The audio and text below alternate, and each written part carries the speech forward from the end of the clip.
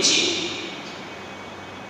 যেমন মুসা আলাইহিস সালামকে সমুদ্র পাড়ি দেওয়ার সময় বলেছেন সমুদ্রের মধ্যে লাঠি দিয়ে আঘাত করো, ব্রেনে ধরার মতো না, বিপদের মুহূর্তে সমুদ্রে লাঠি দিয়ে পাড়ি দিয়ে কি হবে, এটা ব্রেনে ধরার মতো না, এই জিনিসটা ব্রেনে ধরবে না, মাথায় ধরবে না। কিন্তু আল্লাহ তাআলা বলেছেন আঘাত করো, মুসা আলাইহিস সালাম আঘাত করেছেন, উপকৃত হয়ে গিয়েছে। সুবহানাল্লাহ। কঠিন মুহূর্তের সময়, বিপদের মুহূর্তে মুসা আলাইহিস সালামকে আল্লাহ পাক রব্বুল আলামিন হুকুম করেছেন, বিপদের মুহূর্তে হুকুম করেছেন ফাতকিল বাহরা ওয়া ইন্নাহুম জুনদুম মুগরাকুন। নদী পার হয়ে যখন মুসা আলাইহিস সালাম ওপার চলে গিয়েছেন, এই মুহূর্তে রাস্তা তো ক্লিয়ার আছে, শত্রু আসিয়া আমাদেরকে ধাওয়া করে শেষ করে দিবে। ওই মুহূর্তে মুসা আলাইহিস সালাম চেয়েছিলেন যে সমুদ্রে আরেকটা বাধা দিয়ে যে রাস্তা হয়ে আছে সেই রাস্তা বন্ধ হয়ে যাবে, আর শত্রু বাহিনী আসতে পারবে না। মুসা আলাইহিস সালাম চিন্তা করেছেন, আল্লাহ তাআলা তো অন্তরের অবস্থা জানেন। এইজন্য মুসা আলাইহিস সালামকে আল্লাহ তাআলা বলেছেন, না তোমার অন্তরে যাহা এসেছে তা তুমি বাস্তবায়ন করো না, বরং ওয়াতকিল বাহরা ওয়া সমুদ্রকে ছেড়ে দাও, সমুদ্রকে বাড়ি দিও না, আমি আল্লাহই তোমার জন্য হেফাজতকারী, আমিই তোমাকে হেফাজত করব। মুসা আলাইহিস সালাম আল্লাহ পাক রব্বুল আলামিনের নিষেধকে মান্য করলেন। যদিও বাহ্যিকভাবে দেখতেছেন বিপদের মুহূর্ত, যদি এই কথা আমি আল্লাহ তাআলার কথাকে মেনে নেই, তারপরেও বিপদ এটা বাহ্যিকভাবে মনে হয়, কিন্তু মুসা আলাইহিস সালাম জানেন আমার আল্লাহ আমার ক্ষতিটা কিন্তু চান না। মুসা আলাইহিস সালাম সমুদ্রের মধ্যে লাঠি বাড়ি দেওয়া থেকে বিরত রইলেন। আল্লাহ পাক রব্বুল আলামিন ওই শত্রু বাহিনীকে যখন সমুদ্রের মাঝখানে চলে আসলো, আল্লাহ পাক রব্বুল আলামিনের হুকুমে সমুদ্র দিক থেকে পানি একবারে চাপা দিয়ে তাদেরকে মেরে ফেলল। আল্লাহ পাক রব্বুল আলামিন বলেছেন ইন্নাহুম মুগরাকুন, তারা ডুবে মরবে, আর বাস্তবেই তারা ডুবে মরেছে। হাবুডুবু খেয়ে নীল দরিয়ার পানিতে ডুবে ডুবে তারা মারা গিয়েছে। ঠিক তেমনি ভাবে আল্লাহ পাক রব্বুল আলামিন যে আপনাকে আমাকে আদেশ করেন, কোরআনের মাধ্যমে রাসূল হাদিসের মাধ্যমে আমাদেরকে যে আদেশ ও নিষেধগুলো দিয়েছেন, এর মধ্যে কি কোনটার মধ্যে উপকার আছে, কোনটার মধ্যে অপকার আছে, কি আছে না আছে, এটা আপনি আমি জানি আর না জানি, হুকুম করছে মানতে হবে। আমার কাছে আল্লাহ মানব তো নিরাপদ পাবো, মানব না তো বিপদের শেষ নেই। আর এই সব কিছু আল্লাহ পাক রব্বুল আলামিনের হুকুম, আল্লাহর আসমানি কিতাব থেকেই যাহা নাযিল হয় তা মেনে নেওয়া। মুসা আলাইহিস সালামের জমানায় কোরআন ছিল না, তবে আসমানি অন্যান্য কিতাব ছিল। এই জমানায় কোরআন রয়েছে, অতএব এই কোরআন দিয়েই আমাদেরকে সব কিছু মানতে হবে। এই কোরআনে যাহা কিছু আছে তাহা পড়ে পড়ে, তাহা স্টাডি করে আমাদের সার্বিক জীবনে ফিট করতে হবে। কোরআন কি বলছে তাহা বাস্তবায়ন করে সার্বিক ভবিষ্যৎ সমাজের মধ্যে, দেশের মধ্যে সব জায়গায় এটা বাস্তবায়ন করতে হবে, ফিট করতে হবে। যেমন হযরত ওমর রাদিয়াল্লাহু তাআলা আনহু অন্তরে আল্লাহ তাআলা ভয় কিসের মাধ্যমে এসেছিল? এই কোরআনের মাধ্যমে। এই কোরআনে কারিমের কয়েকটা আয়াত কাফের অবস্থায় আল্লাহ তাআলা যে হেদায়েত দিবেন কাফের অবস্থায় তেলাওয়াত করেছিল, আর ওই উসিলায় আল্লাহ পাক রব্বুল আলামিন হেদায়েত পেয়ে গিয়েছে। ঘটনা কি? হযরত ওমর রাদিয়াল্লাহু তাআলা আনহু এবং কাফেররা একদিন পরামর্শ সভা করল। এই পরামর্শ সভার মধ্যে কাফেরদের লিডার ছিল হযরত ওমর রাদিয়াল্লাহু তাআলা আনহু। কাফের থাকা অবস্থায় পরামর্শের মধ্যে ফয়সালা হলো, তোমাদের মধ্যে কে, আমাদের মধ্যে কে আছে এরকম মুহাম্মদুর রাসূলুল্লাহ সাল্লাল্লাহু আলাইহি ওয়াসাল্লামের কন্যাটা কেটে নিয়ে আসবে, তাকে 100 পুরস্কার করা হবে। মুহাম্মদের কন্যা যে এই মজলিসের মধ্যে প্রমোশন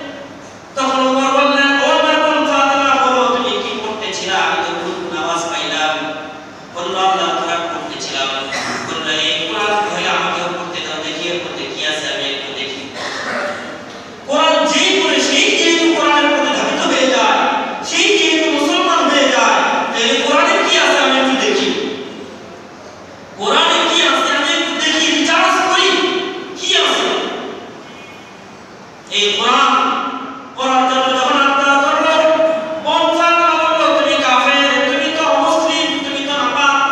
এই নাপাক অবস্থায়, ওযুবিহীন অবস্থায় কোরআন ছোঁয়া যাবে না, ধরা যাবে না। হযরত ফাতেমা বললেন যে এটা ধরতে গেলে সুইতে হলে পড়তে গেলে গোসল করতে হবে, ওযু করতে হবে। হযরত উমরের ভিতরে দয়া হলো যে কোন ফাতেমা মরে যাবে তারপর ধর্ম ত্যাগ করবে না, কেন তাহলে এত কিছু বলতেছেন? আমি গোসল করতে রাজি আছি, ওযু করতে রাজি আছি, তারপরে কোরআন পড়ে দেখব এর মধ্যে কি আছে। হযরত ফাতেমা ভাইকে গোসল করালেন, ওযু করালেন, তারপরে এই কোরআন হাতে দিয়ে বললেন যে এবার তেলাওয়াত করো। হযরত উমর রাদিয়াল্লাহু তাআলা তোহা সূরা তোহা তেলাওয়াত করতে লাগলেন। তোহা মা আনসালনা আলাইকাল কুরআনা লিতাশকা ইল্লা তাযকিরাতান লিমান ইয়াখশা তানজিলাম মিম্মান খালাকাল আরদা ওয়াস সামাওয়াতিল উলা। এভাবে তেলাওয়াত করতে করতে, আয়াত তেলাওয়াত করতে করতে ইন্নাস সাআতা আতিয়াতুন আকাদু উখফিহা লিতুজজা কুল্লু নাফসিন বিমা তাসআ। এই আয়াত পর্যন্ত যখন তেলাওয়াত করলেন, তেলাওয়াত করার সাথে সাথে মনের কথা স্মরণ হয়ে গেল। কেননা তারা তো আরবি বুঝেন, আমাদের মতো বাঙালি নয়, আরবি বুঝেন। তেলাওয়াত করতে করতে চোখের পানি আর চলে আসলো। ইন্নাস সাআতা আতিয়াতুন, অবশ্যই কিয়ামত আসবে, কিয়ামত সংঘটিত হবে, এতে কোনো সন্দেহ নাই, মৃত্যু আসবেই। ইন্নাস সাআতা আতিয়াতুন আকাদু উখফিহা, আল্লাহ তাআলা বলেন এই কিয়ামতকে আমি গোপন রাখতে চাই।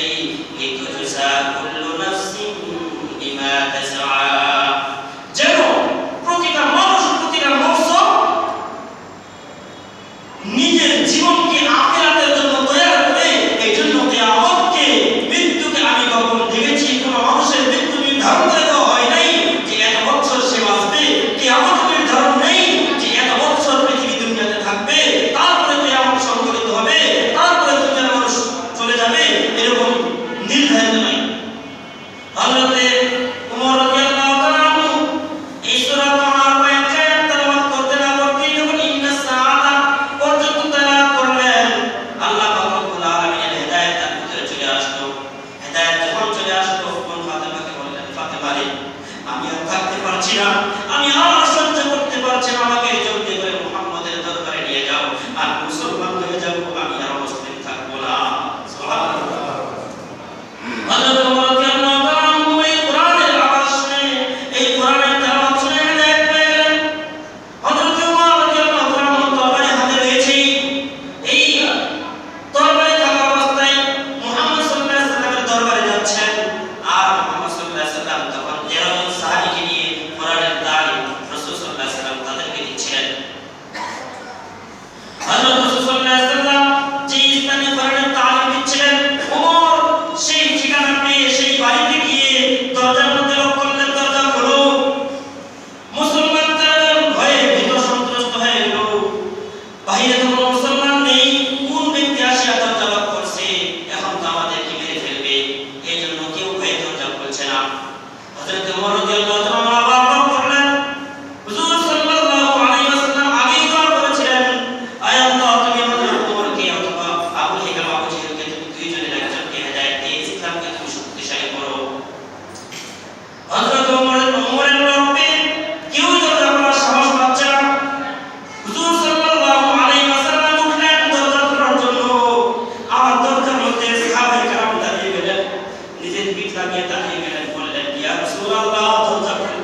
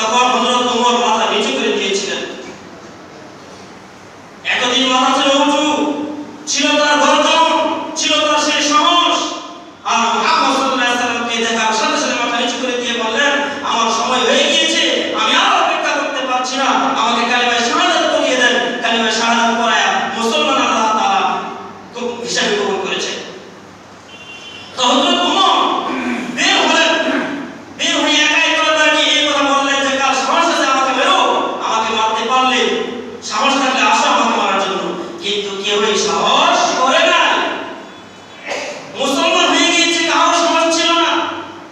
এমনকি যখন মক্কা থেকে মদিনায় হিজরতের হুকুম আল্লাহর পক্ষ থেকে আসলো, সমস্ত হুজুর সাল্লাল্লাহু আলাইহি ওয়াসাল্লাম ঘোষণা করলেন যে যেইভাবে গগনে যাওয়ার স্রোত রয়েছে তোমরা সেইভাবে গগনে মদিনায় চলে যাও, হিজরত করো, আল্লাহর পক্ষ থেকে হিজরতের হুকুম চলে আসছে।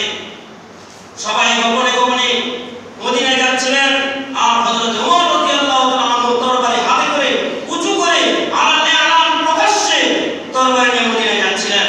আর রাস্তায় মধ্যে বলছিলেন কার সাহস আছে আমার মতো ওমরের গায়ে হাত দেওয়ার, আমাকে হত্যা করার, তোমরা হত্যা করতে আসো। কিন্তু মক্কার মধ্যে কোনো এমন ব্যক্তির সাহস ছিল না, কোনো এমন ব্যক্তির মায়ের পেটে জন্ম নেয়নি যে হযরত ওমরের গায়ে হাত দিবে। হযরত ওমর প্রকাশ্যে তরবারি নিয়ে মদিনায় চলে গেলেন। এখন প্রশ্ন হলো হযরত ওমর রাদিয়াল্লাহু তাআলা আনহুর ভিতরে যে আল্লাহ তাআলার ভয়টা আসলো, দেখেন যতক্ষণ পর্যন্ত আল্লাহ তাআলার ভয় অন্তরে না আসবে ততক্ষণ পর্যন্ত মানুষ পরিবর্তন হবে না। মানুষের অন্তরে যতক্ষণ পর্যন্ত ভয় না আসবে ততক্ষণ পর্যন্ত পরিবর্তন হবে না। হযরত ওমরের পরিবর্তনটা কিভাবে আসলো? কোরআনের মাধ্যমে। কিসের মাধ্যমে? কোরআনের মাধ্যমে। কোরআন তেলাওয়াতের আগ পর্যন্ত, কোরআনের আওয়াজ শোনার আগ পর্যন্ত তিনার অন্তরে আল্লাহ তাআলার ভয় ছিল না, ছিল শুধু কাফেরদের লিডার হওয়ার সাহস। যখন কোরআন পড়লেন আল্লাহর ভয় চলে আসলো, তখন নিজেকে মুসলমানদের সামনে মাথা নত করে ফেললেন, ইসলামের সামনে নিজেকে মিটিয়ে দিলেন, নিজেকে বিলীন করে দিলেন। মিটা দো আপনা হস্তি কো আগার কুছ হো না চাও। যদি কেউ নিজে কিছু হতে চায় তাহলে নিজের জীবনকে মিটিয়ে দিতে হয়, নিজের জীবনকে বিলীন করে দিতে হয়। হযরত ওমর কাফেরদের লিডার হয়ে বড় একটা নেতা ছিলেন। তিনি যদি মনে করতেন আমি যদি এখন মুসলমান হয়ে যাই তাহলে কাফেরদের লিডার হিসেবে তো আর থাকতে পারছি না, এটা যদি মনে করতেন তাহলে মুসলমান হওয়ার ভাগ্য তিনি আর যুক্ত না। তিনি সব কিছুকে বিলীন করে, সব কিছুকে শেষ করে দিয়ে, ত্যাগ করে দিয়ে মুসলমান হয়ে মুসলমানদের গণ্ডির ভিতরে চলে আসলেন, ইসলামের গণ্ডির ভিতরে চলে আসলেন। যাই হোক, বলতেছিলাম এই অন্তরে কোরআন ঢোকার কারণেই তিনার জীবনের পরিবর্তন আসছে। অতএব আপনার জীবনের পরিবর্তনটা ওই সময় আসবে যখন কোরআনকে নিজের শান্তি ভাবগতিতে, নিজের জীবনে, নিজের পারিবারিক জীবনে, নিজের রাষ্ট্রীয় জীবনে সব জায়গায় নিজেকে আল্লাহর কোরআনকে বাস্তবায়ন করতে পারবো, তখনই পরিবর্তন আসবে। আমাদের পরিবর্তন আসবে না। পরিবর্তন আসাটা এত সহজ নয়। এই জন্য যখন কোরআনের আওয়াজ শুনেন, অর্থাৎ কোরআনের তেলাওয়াত বা কোরআনের তাফসীর শুনেন, তখন দিলের অবস্থাটা কিরকম হয় আর অন্য সময় দিলের অবস্থা কিরকম হয় নিজেকে জিজ্ঞাসা করুন। নিজেকে জিজ্ঞাসা করুন।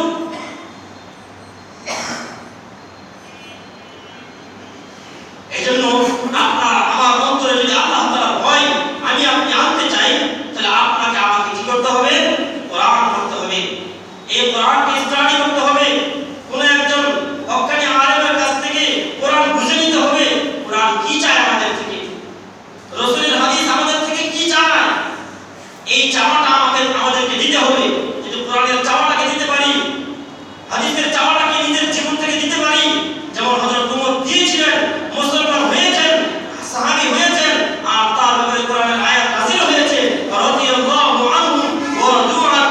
আল্লাহ তাআলা তাদের উপর খুশি, আর তারাও আল্লাহর উপরে খুশি। আল্লাহ যদি কোনো ব্যক্তির উপর খুশি হয়ে যান, ওর জন্য জান্নাত ওয়াজিব, জান্নাত ওয়াজিব।